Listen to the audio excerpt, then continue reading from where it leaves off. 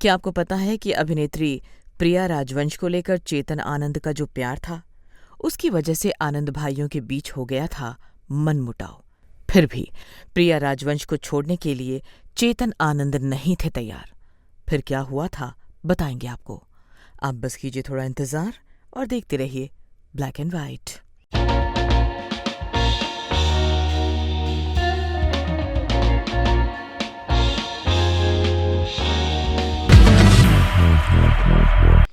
दोस्तों, प्रिया राजवंश एक ऐसी अभिनेत्री थी जिन्होंने फिल्में तो कई की, उनकी फिल्में हिट भी हुई, सुपर हिट भी हुई, लेकिन इसके बावजूद उन्हें जनता ने दिल में नहीं बिठाया। लोगों ने उन्हें बढ़िया अभिनेत्री नहीं माना। फिल्मी दुनिया से जुड़े लोग भी उनके अभिनय पर सवाल उठाते थे। लेकिन दोस्तों, इन सब के बावजूद हिंदुस्तान में एक शख्स ऐसा था जिसने दुनिया के विरोध को दरकिनार कर प्रिया राजवंश से प्यार किया, उनके साथ रहे, उन्हें अपनी हर फिल्म में बड़ी भूमिका दी। इसके पहले कि हम प्रिया राजवंश के इस प्रेमी की बात करें, पहले थोड़ी जानकारी प्रिया राजवंश के बारे में। दोस्तों, प्रिया राजवंश का जन्म शिमला में 30 दिसंबर 1936 को हुआ था। शिमला में ही वो पली बढ़ी, शिक्षा पाई। स्नातक की पढ़ाई के बाद उन्होंने लंदन के royal academy of dramatic art में एडमिशन लिया और वहां ड्रामेटिक्स की पढ़ाई की। 1962 में वो भारत आईं। विजय आनंद और देवानंद के बड़े भाई चेतन आनंद से उनकी मुलाकात हुई। उस वक्त चेतन आनंद 1962 में चीन भारत के बीच हुए युद्ध पर एक फिल्म बना रहे थे। फिल्म का नाम था हकीकत। इस फिल्म में धर्मेंद्र थे, बलराज साहनी थे। चेतन आनंद ने इस फिल्म में प्रिया राजवंश को नायिका का रोल दे दिया। 1964 में हकीकत आई और हिट हो गई। हकीकत ने लोगों के दिलों को छुआ। मोहम्मद रफ़ी के गानों ने हिंदुस्तानियों के घायल दिलों पर मरहम रखा। कर चले हम फिदा जानतन साथियों, अब तुम्हारे को आज भी युद्ध पर बनी फिल्मों में सबसे ऊपर रखा जाता है। कहा जाता है कि हकीकत के दौरान ही चेतन आनंद को प्रिया राजवंश से प्यार हो गया था और दोनों एक दूसरे के करीब आ गए थे। चेतन आनंद ने इंग्लैंड में पढ़ाई की थी। इंग्लैंड से लौटकर चेतन आनंद ने उमा चैटर्जी नाम की ईसाई लड़की से प्रेम विवाह किया था। इस शादी में चेतन आनंद के पिता पिशोरी लाल आनंद शामिल नहीं हुए थे, लेकिन चेतन आनंद को अपनी सभी भाई बहनों का समर्थन मिला था। कहा जाता है कि 1964 में हकीकत के बाद जब चेतन आनंद प्रिया राजवंश के करीब आ रहे थे, तो उस समय वो अपनी पत्नी उमा चैटर्जी से अलग हो गए थे। किताबें बताती हैं कि प्रिया राजवंश को लेकर चेतन आनंद और उनके भाइयों के बीच मतभेद हो गया था, खासकर छोटे भाई विजय आनंद से। विजय आनंद यानी कि गोल्डी चेतन आनंद का निर्देशक और लेखक के रूप में बहुत आदर करते थे। उनके साथ काम करना उन्हें बहुत पसंद था। इस जवान की कसम, जवाब देने आऊंगा। हिंदुस्तान की कसम, हिंदुस्तान की कसम, हिंदुस्तान की कसम। फिल्म हिंदुस्तान की कसम भारत के बंटवारे की यादें और घटनाओं पर आधारित थी। फिल्म हकीकत की तरह हिंदुस्तान की कसम में चेतन आनंद के साथ काम करके विजय आनंद को बहुत अच्छा अनुभव हुआ था, लेकिन प्रिया राजवंश के प्रति भाई चेतन आनंद का प्यार उन्हें जरा भी पसंद नहीं आया था। फिल्म हिंदुस्तान की कसम की कथा वस्तु विजय आनंद को बहुत पसंद आई, परंतु गोल्डी का मानना था कि चेतन आनंद ने प्रिया राजवंश को डबल रोल देकर फिल्म का कबाड़ा कर दिया था। गोल्डी का मानना था कि यदि फिल्म में प्रिया राजवंश ना होती तो दर्शक जरूर फिल्म को पसंद करते।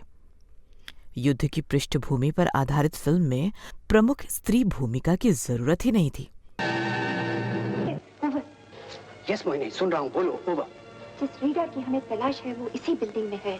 आई रिपीट, वो इसी बिल्डिंग में है, लेकिन आज ही रात को किसी भी वक्त इस रीडर को यहाँ से हटा लिया जाएगा। उनका कहना था कि फिल्म की नायिका गुप्तचर बनकर दुश्मन के देश में जाती है। उन्हें ये बात हास्यास्पद लगी। युद्ध की पृष्ठभूमि पर आधारित फिल्म में नायिका की शहादत और उसे दिया गया महत्व दर्शकों को रास नहीं आया। प्रिया राजवंश के बदले यदि नरगिस ये रोल करती तो दर्शक उसे स्वीकार कर लेते, क्योंकि वो एक पावरफुल एक्ट्रेस थी। इस मूलभूत गलती के चलते लोगों ने फिल्म नकार दिया, ऐसा विजय आनंद यानी गोल्डी का मानना था। कहा जाता है कि हकीकत के बाद से ही गोल्डी ने अनुभव किया था कि प्रिया राजवंश और चेतन आनंद बहुत करीब आ गए थे। उनका एक खास रिश्ता बन गया था। इसी वजह से चेतन आनंद की हर फिल्म की नायिका प्रिया राजवंश का बनना तय सा हो गया था। फिल्म में नायिका के रोल में प्रिया राजवंश जमेंगी भी या नहीं, वो ये भी नहीं सोचते थे। विजय आनंद के अनुसार Priya Rajvansh was the disaster of the Chetan Anand films. Vijay Anand का मानना था कि प्रिया राजवंश अच्छी कलाकार नहीं थी और ये बात उन्होंने कई बार अपने भाई चेतन आनंद को बताने की कोशिश की थी, लेकिन चेतन आनंद ने कभी भी विजय आनंद की बात को गंभीरता से नहीं लिया। वो प्रिया राजवंश के प्यार में इस कदर डूब गए थे कि वो प्रिया राजवंश के खिलाफ कुछ भी सुनने को तैयार नहीं थे। कहा जाता है कि पहले चेतन आनंद अपनी फिल्मों की पटकथा के बारे में गोल्डी यानी विजय आनंद से चर्चा करते थे।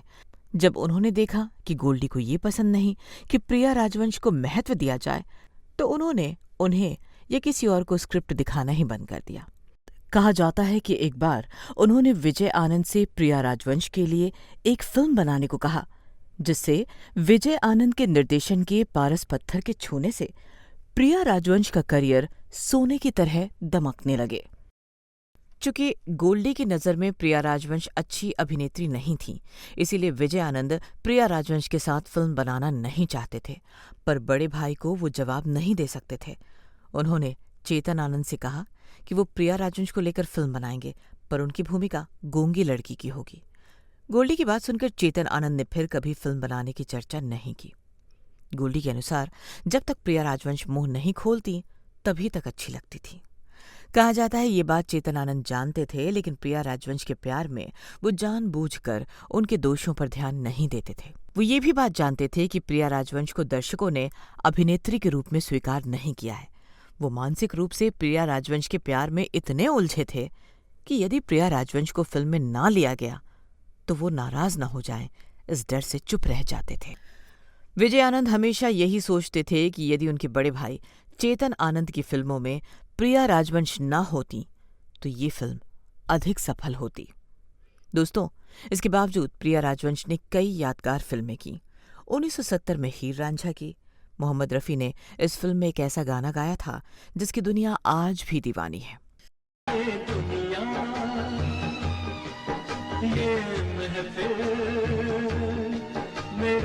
बाद में 1973 में प्रिया राजवंश ने नवीन निश्चल के साथ हंसते जख्म किया, जो उनकी काफी सफल फिल्म रही।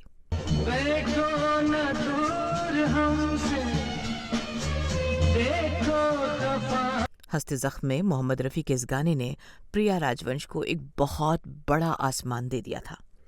दोस्तों, प्रिया राजवंश को किस्मत ने धोखा दिया। 1957 में चेतन आनंद की मौत हो गई और इसके बाद जो हुआ उसकी किसी ने कल्पना भी नहीं की थी। 27 मार्च 2000 को जुहू बंबई में स्थित चेतन आनंद के बंगले में प्रिया राजवंश का कत्ल कर दिया गया।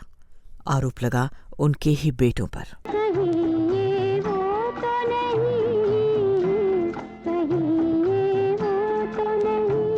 इस एपिसोड में आज बस इतना ही।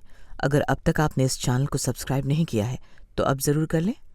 फिलहाल हमें दीजिए आज्ञा। नमस्कार।